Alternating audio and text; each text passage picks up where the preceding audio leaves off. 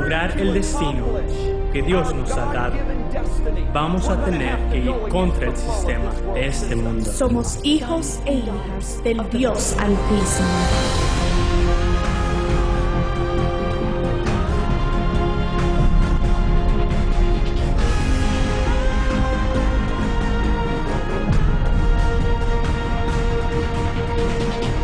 Jesús dijo que la luz de ustedes alumbre delante de todos para que todos vean sus buenas obras. La palabra dice, no todos moriremos, pero todos seremos transformados.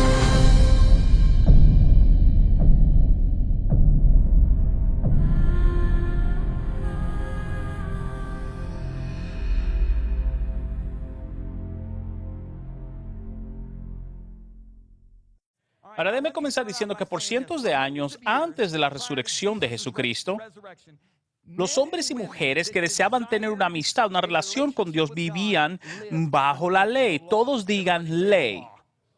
Dios da la ley a través de Moisés y su uso primordial para la ley era mostrar a los hombres y a las mujeres que ellos en su propia habilidad nunca iban a poder vivir una vida digna de Dios.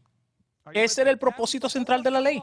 Le mostraba al hombre que no podía ganarse su salvación. Específicamente se nos dice, Primera de Juan 2:6, aquel que dice que habita en él debe andar como él anduvo. No es una sugerencia, ni siquiera una recomendación. Es un mandamiento. Así que ves, es un poco distinto en el Nuevo Testamento. La ley le fue dada al hombre para mostrarle que no podían vivir una forma de vida digna de Dios, pero en el Nuevo Testamento se espera que caminemos y vivamos dignos de Dios. Se espera que vivamos como Cristo vivió. ¿Cómo podemos hacer esto? Aquí está su respuesta, Juan 1, 16 y 17. Porque de su plenitud todos tomamos y gracia sobre gracia. Pues la ley vino por medio de Moisés, porque fue dada, pero la gracia y la verdad vinieron por medio de Jesucristo. Ese versículo me alegra. Hay tanto en estas dos escrituras. Lo vamos a desmenuzar poco a poco, ¿ok? Fíjese en la primera lectura, de suya su plenitud. Todos tomamos. Ahora, escuchen estas palabras. No piensen que no lo estoy hablando de la Biblia que usted ha escuchado desde que era pequeñito. Yo quiero que escuchen esta palabra. Deseo que escuchen como si Dios mismo le estuviese hablando. Porque de su plenitud. ¿Escuchaste lo que te dije? De su plenitud todos tomamos. ¿Entiende lo que dice Juan? De la plenitud de Jesucristo. No estamos hablando de la plenitud de un gran líder, ni de la plenitud de un gran atleta, ni de la plenitud de un líder como John F. Kennedy. Estamos hablando de la llenura de Jesucristo mismo. Ahora, escuche. No el 80% de su plenitud, sino el 100%. Su plenitud, todo lo completo de Cristo no ha sido dado. Escuche la palabra de Pedro una vez más que le leí en la sesión pasada, pero ahora lo vamos a leer en contexto. Segunda de Pedro 1, 3 y 4, porque esta partecita se me olvidó mencionarla. Como todas las cosas que pertenecen a la vida de la piedad no han sido dadas por su divino poder. ¿Cuál es ese? ¿Cuál es esa parte que no fue dado por Dios? Su gracia. Así que dígalo. Dice, porque todo fue dado por Dios, siga leyendo, por medio de la cual nos ha dado grandísimas promesas, para que por ellos llegase a participar de su naturaleza y se hiciera parte de nosotros su naturaleza.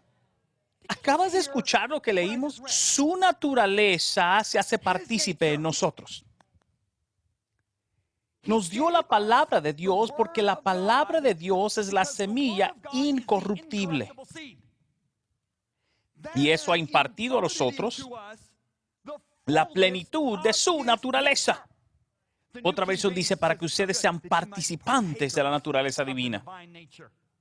Ahora déjeme definir la palabra naturaleza. La palabra naturaleza tiene que hablar de las cosas innatas o cualidades esenciales del carácter de una persona. La palabra naturaleza es la esencia innata o las cualidades del carácter de una persona. ¿Entiende lo que te digo? John lo dice así, es una de mis escrituras favoritas en el Nuevo Testamento. John lo dice así: tal y como Él es, así somos nosotros en este mundo. Escuche esas palabras. Tal y como Él es, así somos nosotros. Si Él hubiese dicho, así como Él es, somos nosotros, nosotros hubiésemos dicho, bueno, un día cuando lleguemos al cielo vamos a ser como Él. Pero no dice así. Pero Él dice, tal y como Él es, ahora mismo, como Cristo es. Oh, yo tengo una visión hermosa de Él en este momento, ahora mismo. Así somos nosotros en este mundo. ¿Por qué? Porque ya hemos recibido su plenitud. ¿Se está grabando esto en tu vida? Su naturaleza, su plenitud, tal y como Él es, así somos nosotros en este mundo. Porque un día, a veces decimos, cuando estemos en el cielo vamos a ser como Él. Pero la Biblia dice, amados, ahora somos los hijos de Dios. No en el futuro, sino ahora mismo. Nosotros ahora mismo tenemos sus características esenciales. ¿Por qué? Porque hemos nacido nuevos de la semilla incorruptible. ¿Ves? ¿Entiendes lo siguiente? Una semilla, yo estudié esto. Una semilla tiene todas las cualidades de la planta materna. Tiene una cobertura exterior, tiene los nutrientes, también tiene una planta infante dentro de ella, y esa plantica pequeña tiene las mismas características que la planta madre. Y hemos nacido de nuevo de la semilla incorruptible de Dios. Dios ha puesto su plenitud en nosotros. Ok, así que usted tiene que entender. Míralo de esta forma. Un caballo no le puede dar a luz a un gusano. Un león no va a dar a luz a una zorrilla. Dios no dio a nacer ningún gusano. Dios no dio a luz a gente que dice, pecadores salvados por su gracia. No hay diferencia entre yo y el mundo. Soy perdonado por gracia. Eso es una mentira que viene desde el infierno, y esa mentira es de Satanás para mantener a la iglesia sin poder y sin vivir de forma extraordinaria. Y me cansé de esa mentira. Y no solamente eres perdonado. Sí, yo sé que has sido perdonado, no quiero hacer ligero del perdón, pero su carácter, su plenitud, su naturaleza ha sido impartido en tu interior.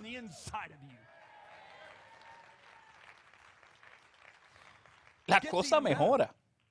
Porque Pablo dice lo siguiente: ya no vivo yo, mas vive Cristo en mí. La mamá león no puede vivir su vida a través de sus cachorritos. Dios no solamente pone su naturaleza en ti. Pablo dice, no soy yo que vivo, sino Cristo viviendo en mí. El ungido de Dios viviendo en mi interior. ¿Entiendes esto? ¡Wow! Sigamos examinando lo que escribe Juan. Y de su plenitud tomamos todos. Gracia más gracia. Y hay muchas cosas que la gente se pierde hoy por enseñanza incompleta. Juan conecta el recibir la plenitud de Dios, de su naturaleza, con su gracia. Uno es tan real como el otro. Hemos sido perdonados, eso es algo tan real para nosotros. Pero de la misma forma debe ser igual de real el tener la naturaleza de Dios en mí. Aquí dice Juan, gracia sobre gracia. Yo llamé a un amigo mío en Atenas. En realidad le mandé un email, pero también hemos hablado por teléfono. Él no solamente habla griego como su idioma, sino también que ha estudiado el griego antiguo, y él es ministro. Y él me dijo, John, la palabra gracia significa la abundancia de gracia. Déjame decirte algo, es la abundancia de la gracia que Dios ha puesto de su característica en nosotros. ¿Entiendes lo que te digo? ¡Wow! Eso es increíble. Note que Juan escribe gracia sobre gracia y literalmente significa la abundancia de la gracia. Ahora miremos lo que él sigue diciendo. Y de su plenitud todos hemos tomado gracia sobre gracia, continúe, porque la ley vino a través de Moisés, pero gracia y verdad a través de Jesucristo. Escuche las palabras. De su plenitud todos hemos tomado gracia sobre gracia, porque la ley fue dada por Moisés, pero la gracia y verdad vino a través de Jesucristo. Hablemos un poco sobre eso. En Mateo capítulo 5, Jesucristo hace varias comparaciones. Y a través del capítulo, Jesucristo hace algunas de esas comparaciones. Vamos a leerla. ¿Has escuchado que se le ha dicho de antemano? Pero yo te digo a ti. Versículo 27, oíste que se te fue dicho, pero yo te digo. Dice, también se te ha dicho, pero yo os digo. Oíste que fue dicho, pero yo os digo. Pero yo os digo. Has escuchado que se te dijo, pero yo te digo. Has escuchado que se te dijo, pero yo te digo. Son 6 comparaciones que Jesús hace aquí en Mateo capítulo 5. ¿Qué está haciendo Jesucristo? Él está comparando la vida bajo la ley y cómo vivir bajo la gracia. Cuando él dice, oíste que te fue dicho, está hablando acerca de la ley porque la ley fue dada bajo Moisés, ¿correcto? Pero luego él dice, yo os digo, él te va a decir la forma de vivir en la gracia porque la verdad va junto con la gracia. ¿Está conmigo? Así que vamos a ver la primera comparación. En la primera comparación Jesús dice, oíste que fue dicho de los antiguos, no matarás. Y cualquiera que matara será culpable de juicio. Para considerarte como un criminal bajo la ley, tú tenías que físicamente tomar un cuchillo y matar a alguien. Pero luego Jesucristo dice, pero yo os digo. Así es que va a ser, bajo la gracia, porque esta es la verdad.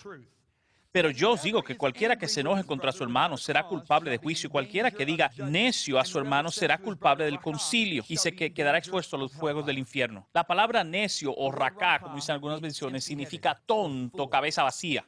En aquel entonces, en los tiempos de Jesucristo, cuando decían a alguien racá o necio, era como que le miraras a una persona y le diga, yo te odio, y realmente sentir ese odio. ¿Entiendes? Bajo la ley, tú tenías que físicamente matar a alguien, quitarle la vida a alguien, pero Jesucristo dice, bajo la gracia, para ser considerado un criminal solo tienes que tener prejuicio, o rehusar perdonar a alguien, o realmente tenerle odio. Gracias a Dios que Él dice ser criminal. Y esa es la verdad. ¿Entiendes lo que te digo? John lo confirma diciendo, si tú tienes odio en contra de un hermano, tú eres un criminal. No piensas que la vida de Dios está en ti, dice Juan. ¿Cómo puede un criminal, un asesino, tener vida eterna viviendo dentro de él? ¿Estás conmigo? Estamos hablando de alguien que rehúsa, es decir, no estamos hablando de alguien que comete un pecado de mitad, sino alguien que es criminal. Alguien que vive con odio la vida criminal. No estoy hablando de una persona que haya cometido pecado. Tal vez 2 o 3 veces, ya hablamos acerca de eso. Estamos hablando acerca de un asesino. Alguien que odia y tiene prejuicios y se rehúsa a abandonarlos. Segunda comparación. Oíste que fue dicho, no cometerás adulterio. Pero yo os digo que cualquiera que mira a una mujer para codiciarla, ya adulteró con ella en su corazón. En el Antiguo Testamento, tú tenías que acostarte con alguien que no sea tu esposa. Bajo el Nuevo Pacto, todo lo que tienes que hacer es desearlo. En el Antiguo Testamento había que hacerlo. Dios decía, eres un adúltero. En el Nuevo Testamento, esa es la verdad. Todo lo que tienes que tener es el deseo de hacerlo. Ya cometiste adulterio en tu corazón. Wow, están callados todos ustedes. Pero esa es la verdad. Esa es la verdad. Tercera comparación. También fue dicho que cualquiera que repudia a su mujer, dele carta de divorcio. Pero yo os digo, ahora, lo que él está diciendo aquí, yo lo voy a ver en otra comparación, el libro de Mateo, porque él lo detalla más en otro versículo.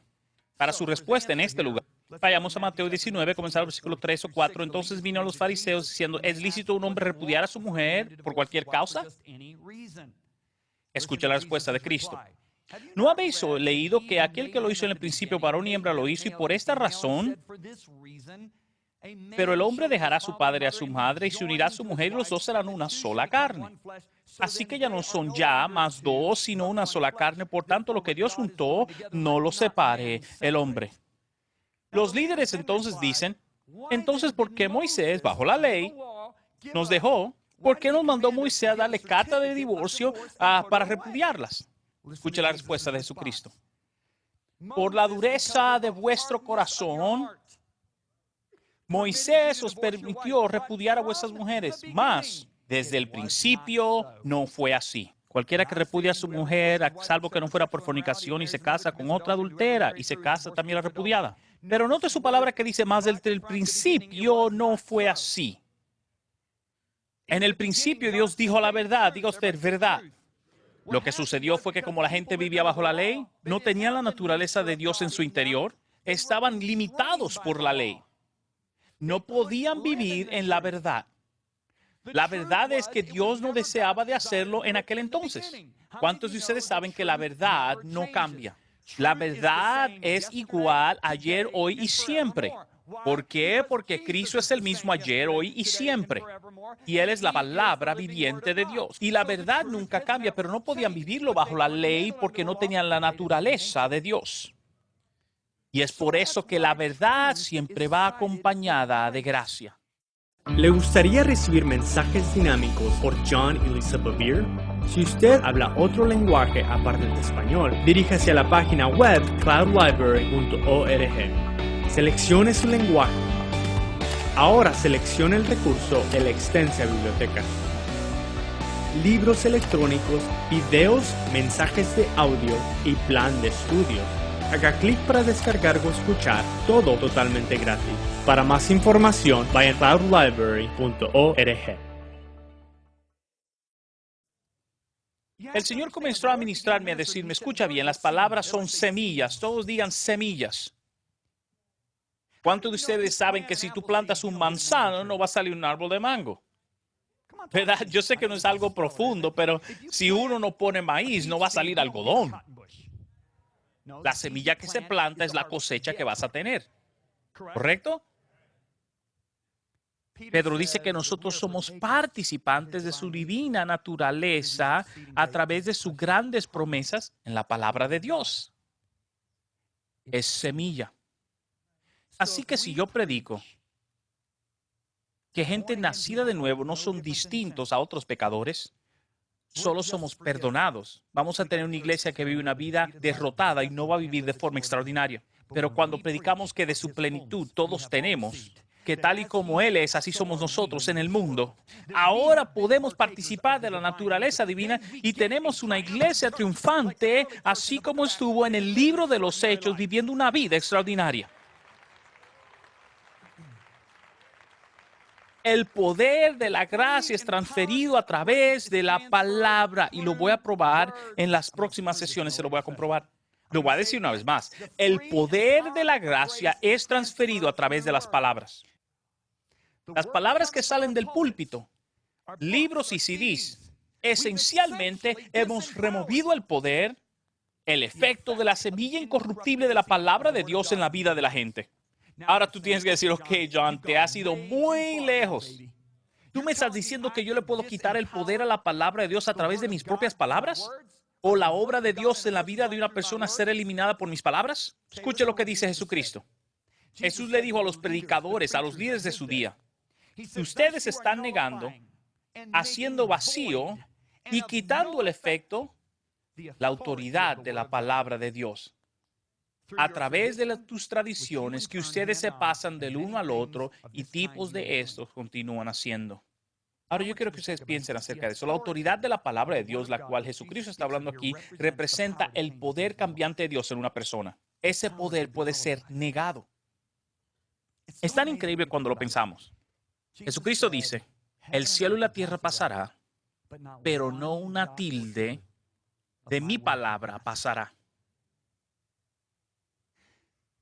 Las estrellas que los navegantes han usado por miles y miles de años. Nuestro administrador en la oficina de Australia, que es un navegante, él nos contaba que cuando él viajaba con su esposa a través del mar, él decía, es tan increíble cuando pasamos el hemisferio. Cuando habían pasado el hemisferio sur, dice, es tan increíble cuando tú pasas, tú puedes ver la Cruz del Sur, que es una constelación, y él había sido criado viendo esas estrellas. Aquí están los marinos navegando por miles de años, fijándose en las estrellas. Esas estrellas literalmente pueden desaparecer fácilmente antes de que una tilde, coma o punto de la palabra de Dios falle. Y es por eso que la Biblia dice que Él sostiene o sustenta todas las cosas por la palabra de su poder. ¿Escuchaste lo que está diciendo eso? La palabra de su poder. Note que no dice que Él sostiene todas las cosas por el poder de su palabra. Si Él dice el poder de su palabra, significa que su palabra es poderosa. Pero cuando Él dice que Él sostiene todas las cosas por la palabra de su poder, es porque su poder o su palabra tiene poder. Por eso la palabra dice que ha levantado su palabra por encima de su nombre, porque todas las cosas se sustentan o son contenidas en ese poder. ¿Estás conmigo? Esto es increíble. Así tan poderosa que es su palabra, Solamente hay una cosa que le quita el poder de su palabra, y eso es enseñanza que eliminan el poder de Dios en el corazón del ser humano. Esas enseñanzas eliminan la autoridad y el poder de la palabra de Dios. El universo no puede deshacerse de ella, porque Dios la sostiene. Pero dar enseñanzas incorrectas de la verdad, frases, enseñanzas, que no van de acuerdo a las Escrituras. Bueno, vamos a hablar de eso. Le hemos quitado el poder a la autoridad de su palabra. Es decir, nosotros hemos eliminado el poder de la palabra de Dios. Nosotros los predicadores en este país hemos eliminado eso. Eso me dijo Dios en ese hotel. Hemos impedido que la gente madure. Si tú eres como muchos que se sienten desconsolado y desanimado en su caminar con Dios, hay un buen chance que se te dijo de forma correcta que Dios te ha perdonado por gracia, pero que tú tienes una semilla corruptible y un hecho que tú tienes que vivir, que tú eres un pecador perdonado. Entonces la autoridad de la palabra de Dios fue negada en tu vida. Si así te sientes, te tengo buenas noticias, porque eso está a punto de cambiar en tu vida. Con este conocimiento de la gracia, combinado con la verdad en vez de con la ley, podemos entender la palabra de Pablo. Escuche bien. Romanos 6:14. Estaba ayunando el verano pasado y Dios me siguió hablando de una escritura, y esa es la escritura que me ayudó a escribir este libro. Y Dios me estuvo hablando en esa escritura vez tras vez y me tomó un tiempo entenderla hasta que Dios me la explicó. Escuche lo que dice Romanos 6:14. Porque el pecado no se enseñoreará de vosotros, pues no estáis bajo la ley, sino bajo la gracia. No estás bajo la maldición, ahora tienes el poder. El pecado no es dueño tuyo. Pero si te digo que tú eres un pecador, que has sido perdonado, el pecado tendrá dominio sobre ti porque he negado el poder de Dios sobre tu vida, su palabra. Pero Pablo escribe, el pecado no se enseñoreará sobre ti. ¿Por qué? Porque no estás bajo la ley. Estás viviendo en verdad, estás viviendo en gracia. ¡Wow! Amén. La Biblia en inglés mensaje lo dice de esta forma. El pecado no te puede decir a ti cómo vivir. ¿Por qué no tiene el pecado dominio sobre nosotros? ¿Por qué no nos puedes decir el pecado cómo vivir? Porque tenemos la naturaleza de Jesucristo. Pablo continúa diciendo que la naturaleza pecaminosa fue crucificada con Cristo para que el pecado no tuviese poder. Porque no somos esclavos del pecado, pues hemos muerto con Cristo. Fuimos liberados del poder del pecado porque tomamos su naturaleza y nacimos de nuevo. Así que piénsalo de esta forma. La verdad de la palabra de Dios declara que el chisme, adulterio, fornicación, cualquier otro pecado o impureza ya no te domina. Prejuicio, falta de perdón, o envidia, o maldad, o disgusto, nada de eso controla tu vida. Robo, adicciones de alcohol o droga, nada de eso ya controla tu vida.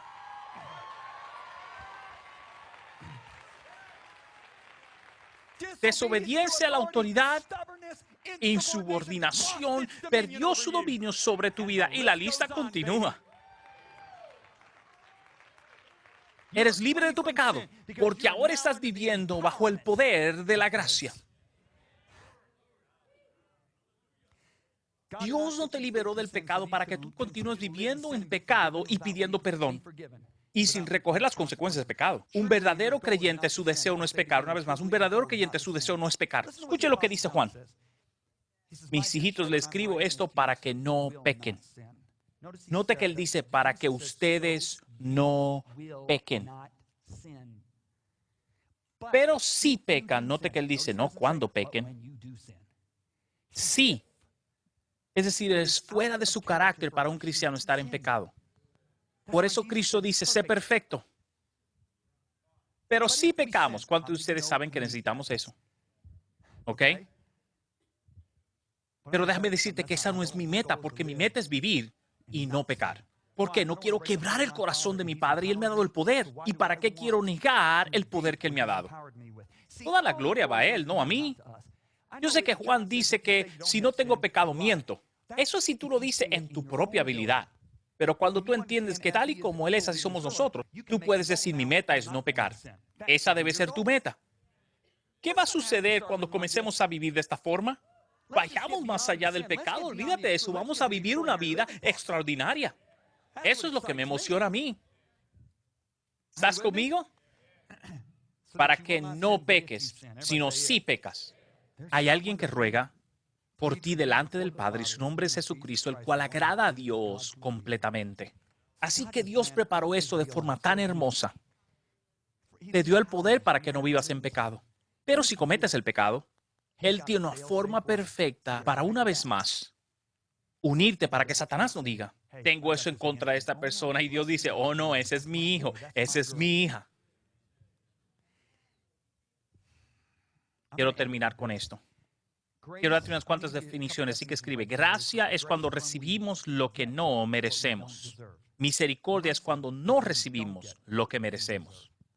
Voy a decir una vez más, gracia es recibir lo que no merecemos. Misericordia es no recibir lo que merecemos. Misericordia se manifiesta cuando no recibimos justicia por pecado. La gracia, del otro modo, es la que da poder. Un buen ejemplo de eso es la mujer que fue atrapada en el mismo acto del adulterio. Y dijeron, Moisés dijo que debe ser apedreada. ¿Qué dices tú, Jesucristo? Jesucristo dijo, aquel hombre que no tiene pecado, que tire la primera piedra. Y él dice que desde el más viejo hasta el más joven se fueron uno a uno y quedó Jesucristo. Ya me dice, Jesucristo pudo haber tirado la piedra, pero no lo hizo. La misericordia dice, mujer, no te condeno. Pero luego habló la gracia y dice, ve y no peques más. Misericordia, no le dieron lo que mereció. Gracia, ella recibió poder.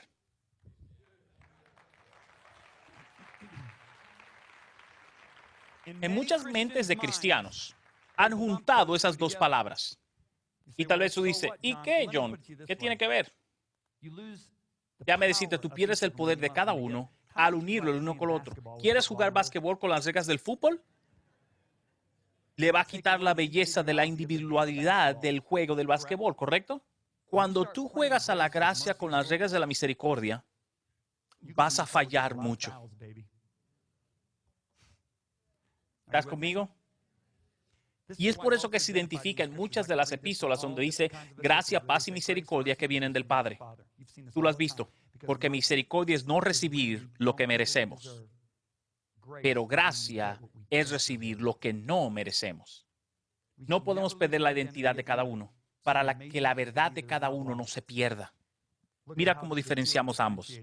Dice, acerquémonos confiadamente al trono de la gracia para recibir misericordia y gracia en tiempo de necesidad. La gracia nos da el poder, la misericordia cubre nuestros errores. Cuán completa es nuestra salvación que Dios nos ha dado. No puedo esperar hasta la sesión número 5.